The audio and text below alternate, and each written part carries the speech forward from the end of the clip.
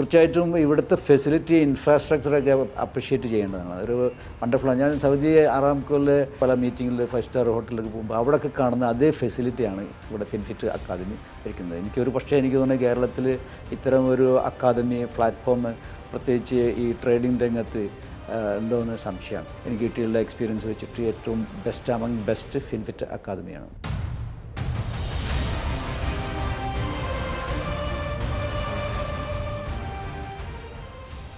Social media എന്നാണ് ഈ ഫിൻഫിറ്റ് അക്കാദമിയെക്കുറിച്ച് അറിഞ്ഞത്. അങ്ങനെ ഞാൻ ഇവിടെ ഒരു ഫ്രീ ബ്രെയിൻ സ്റ്റോമിങ് സെഷൻ ഉണ്ടെന്ന് അറിഞ്ഞു. അപ്പോൾ അതിൽ ജോയിൻ ചെയ്തു.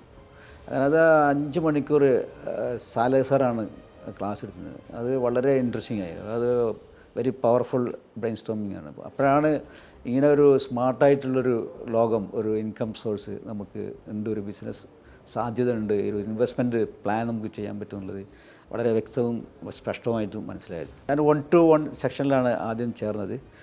തസ്നീമാമാണ് എൻ്റെ മെൻറ്ററായിട്ട് ഉണ്ടായിരുന്നത്. അപ്പോൾ വളരെ നല്ല ലെക്ചറാണ്. ഏത് കാര്യങ്ങളും വീണ്ടും നമുക്ക് മനസ്സിലാവുന്ന അത്രയും പറഞ്ഞു തരികയാണ്. അപ്പോൾ അത് നല്ലൊരു പ്രൊഫഷണൽ എക്സ്പീരിയൻസ് ആണ് നമുക്ക് ഷെയർ ചെയ്യുന്നത്.